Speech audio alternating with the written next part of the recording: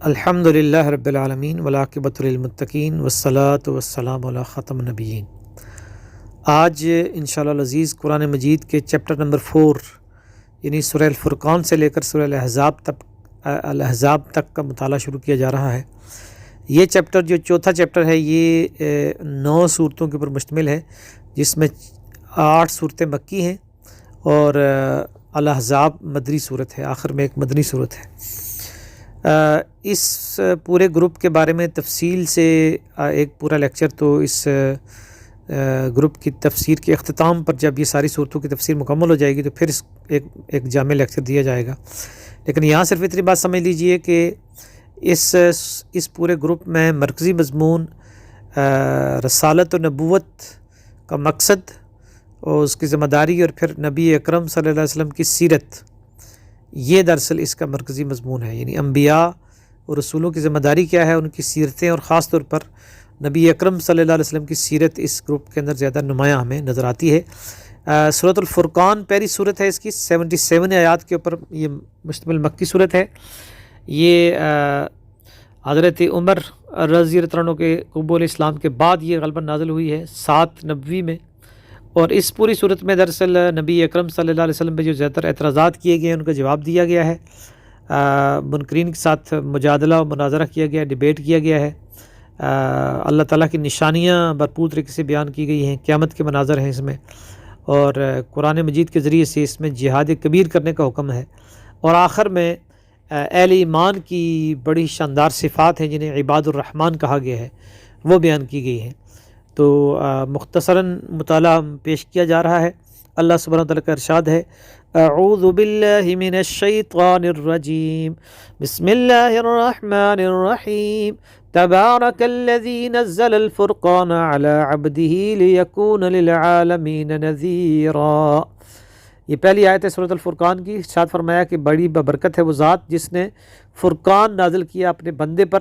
تاکہ تمام جہان والوں کو وہ خبردار کر دے۔ تو ایک تو یہاں تبارک الذی کا لفظ اللہ تعالیٰ کے لیے 3 دفعہ 3 آیات کے شروع میں آیا ہے ایک ہی صورت میں۔ تو تبارک،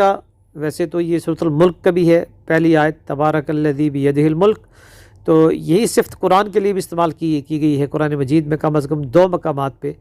کہ یہ ہے وہذا کتاب مبارک۔ تو یہ تبارک بارک کو کہتے ہیں ایسی فیض رسانی، ایسی بھلائی، ایسی خیر اور خوبی جو انسان کی عقل اور خواب و خیال سے، امیجنیشن سے بھی زیادہ بڑھ کر ہو، اور جو اتنی زیادہ ہو کہ جو مسلسل چلتی رہے، جس کی کوئی حد نہ ہو، جس کا کوئی شمار نہ ہو۔ تو ظاہر ہے کہ اللہ تعالیٰ کی فیض رسانی بھی ایسی ہے، اور قرآن کی فیض رسانی اور عطا اور بخشش بھی ایسی ہے۔ تو اللہ نے فرقان نازل کیا۔ فرقان کہتے ہیں ایک ایسی چیز کہ جو حق اور باطل میں فرق بتاتی ہے، یعنی جتنے بھی عقیدے ہیں، نظریے ہیں، جتنے بھی مذہب ہیں، جتنے بھی آئیڈیالوجیز ہیں، جتنے بھی تھیوریز ہیں دنیا میں، وہ ان سب کو پرکھا جائے گا قرآن کے اوپر، اسپیشلی جو سوشل سائنس کی تھیوریز ہیں، تو ان کو پھر قرآن کرائٹیرین ہے، یہ بتا دے گا کہ یہ فلسفے صحیح ہیں یا غلط ہیں، کہ میاں بیوی کے درمیان تعلقات کیا ہونے چاہیے، اسی طرح جو ہے وہ مرد اور عورت کے درمیان بیلنس کیا ہے، ریاست اور حکومت کے درمیان، سرمایہ اور محنت کے درمیان، اولاد اور بچوں کے درمیان، تو یہ اس کے درمیان جتنے بھی حقوق کے سسٹم وضع کیے گئے ہیں دنیا میں، جو سوشل لائف کے آئیڈیاز دیے گئے ہیں، اس سب کو قرآن پہ پرکھا جائے گا، اور قرآن بتائے گا کہ انسانیت کے لیے سب سے بہترین نظریہ اور نقطہ نظر کون سا ہے۔ اسی طرح پھر اس میں آگے چل کے تو اعتراضات جو بتائے گئے ہیں، جو نبی اکرم صلی اللہ علیہ وسلم پہ بار بار کیے گئے، اس کے جوابات دیے گئے ہیں۔ مثلا وہ یہ کہہ رہے تھے کہ یہ ان کے لیے کوئی باغات کیوں نہیں ہوتے اور کوئی خزانے کیوں نہیں ان کے ساتھ، تو اللہ تعالیٰ نے جواب دیا، تبارک الذی ان شاء جعل لک خیرا من ذلک جنات تجری من تحت الانہار ویجعل لک قصورا، کہ اللہ تعالیٰ کی ذات بڑی ببرکت ہے، اگر وہ چاہے تو تمہارے لیے وہ باغات لگا سکتا ہے اور تمہارے لیے محلات بنا سکتا ہے، لیکن یہ اللہ تعالیٰ کا قانون نہیں ہے۔ اسی طرح اس میں ایک مضمون آیا ہے، قیامت کا ایک منظر ہے بڑا ہی دردناک، جس میں بتایا گیا ہے کہ وَيَوْمَ تَشَقَّقُ السَّمَاءُ بِالْغَمَامِ وَنُزِّلَ الْمَلَائِكَةُ تَنزِيلًا، یہ آیت نمبر 26 ہے اس صورت کی، کہ جس دن آسمان پھٹ جائے گا اور فرشتے اس میں نازل ہوں گے قطار در قطار، الملک یومئذ الحق للرحمن وکان یوما علی الکافرین عسیرا، حکومت اس دن اللہ کے لیے ہوگی، رحمان کے لیے ہوگی، اور کافروں کے لیے وہ بڑا مشکل دن ہوگا۔ وَيَوْمَ يَعَدُّ الظَّالِمُ عَلَى يَدَيْهِ يَقُولُ يَا لَيْتَنِي اتَّخَذْتُ مَعَ الرَّسُولِ سَبِيلًا، جس دن ظالم اپنے ہاتھ چبائے گا اور کہے گا کہ کاش میں نے رسول کا راستہ چنا ہوتا۔ یعنی رسول صلی اللہ علیہ وسلم کا راستہ کیا ہے؟ قرآن کا راستہ ہے، قرآن کے ذریعے سے تلاوت آیات، تزکیہ نفوس کا راستہ ہے۔ یا ویلتا لیتنی لم اتخذ فلانا خلیلا، اے کاش میں نے فلاں بدبخت کو اپنا دوست نہ بنایا ہوتا۔ لقد اضلنی عن الذکر بعد اذ جاءنی، اس نے مجھے اس ہدایت سے یا دہانی سے ذکر سے موڑ دیا جب کہ وہ میرے پاس آ چکی تھی۔ وکان الشیطان للانسان خذولا، اور شیطان انسان کا کھلا دشمن ہے، اس کو دھوکہ دینے والا ہے۔ وقال الرسول یا رب ان قوم اتخذوا هذا القرآن مہجورا، اور قیامت کا منظر ہے، اللہ تعالیٰ یہ کہہ رہے ہیں کہ قیامت کے دن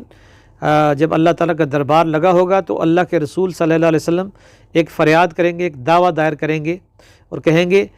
کہ یا رب، اے میرے رب، ان قوم اتخذوا هذا القرآن مہجورا، یہ ہے میری قوم کے وہ لوگ جنہوں نے اس قرآن کو چھوڑ دیا تھا۔ یہ آیت نمبر 30 ہے۔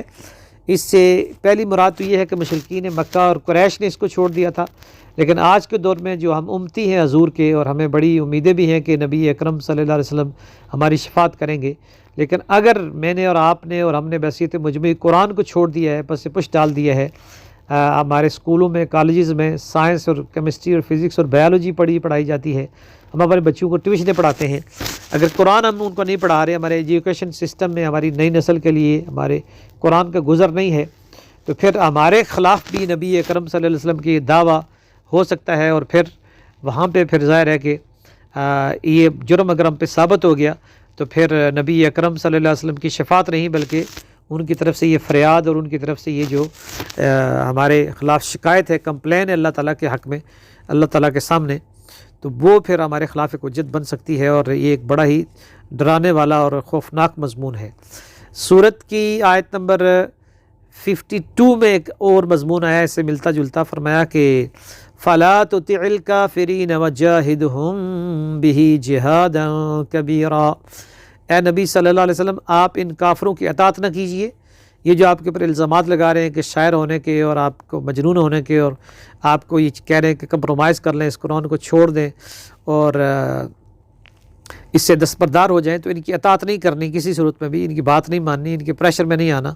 وَجَاهِدْهُمْ بِهِ جِهَادًا كَبِيرًا، اور اس قرآن کے ذریعے سے ان کے ساتھ جہاد کبیر کیجیے۔ تو یہ ہے دراصل رسول کا راستہ، کہ نبی اکرم صلی اللہ علیہ وسلم کا راستہ یہ تھا کہ انہوں نے قرآن کو لے کر اس کے ذریعے سے جہاد کبیر کیا،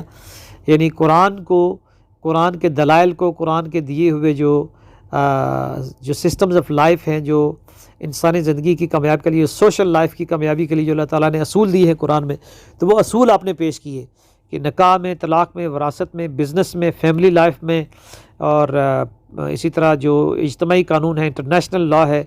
کرمنل لا ہے، اس میں سب میں جو قوانین اللہ تعالیٰ نے دیے ہیں، یہ دراصل انسانیت کی فلاح ان میں ہے۔ تو آج یہ جہاد کبیر ہمارے جو یونیورسٹیز اور کالجز کے جو انتہائی پڑھے لکھے بچے اور بچیاں ہیں، وہ یہ انہیں کرنا چاہیے، اور وہی اس کی صلاحیت رکھتے ہیں۔ ہمارے یہاں جو مدارس سے جو لوگ فارغ ہیں، ان کے پاس چونکہ جدید تعلیم نہیں ہے اور نہ ہی وہ قرآن کو کرٹیکلی اسٹڈی کرتے ہیں، تو ہمیں ایسے علماء تیار کرنے ہیں کہ جو پورے قرآن کی تفسیر بیان کر سکیں جدید طریقے سے، اور اس کے ذریعے سے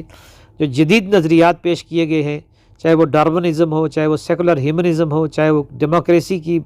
جو مسخ شدہ شکلیں ہوں،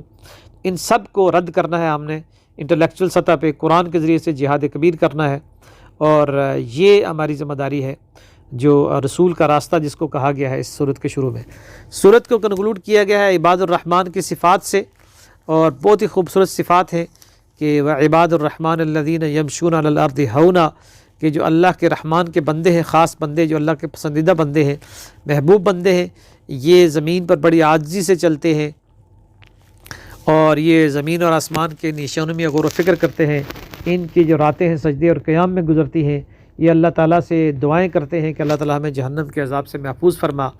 اور اسی طرح اور بہت ساری صفات ہیں جو عباد الرحمن کی بیان کی گئی ہے۔ تو یہ سورۃ الفرقان کا مختصر سا ایک جائزہ پیش کیا گیا ہے۔ یہ مکی صورت اپنے مزاج کے اعتبار سے نبی اکرم صلی اللہ علیہ وسلم کی سیرت کے پہلوؤں کو بھی نمایاں کرتی ہے، اور آپ کے خلاف جو اعتراضات کیے گئے ہیں اور قرآن کے خلاف جو اعتراضات کیے گئے ہیں ان کے بڑے بھرپور جواب ہیں جو اللہ تعالیٰ نے خود دیے ہیں، اور پھر ثبوت کے طور پہ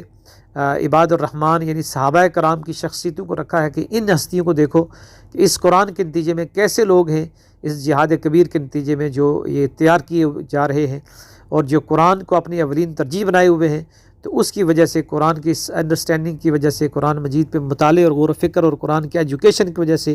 یہ گریجویٹس ہیں جو اس سے نکلے ہیں، جو عباد الرحمن ہیں۔ اللہ تعالیٰ سے دعا ہے کہ ہمیں بھی آج اللہ تعالیٰ قرآن کی ایجوکیشن کے ذریعے سے عباد الرحمن جیسے شخصیات تیار کرنے کی توفیق عطا فرمائے جو اس قرآن کے پیغام کو دنیا بھر میں پھیلا سکیں۔ وآخر دعوانا الحمدللہ رب العالمین۔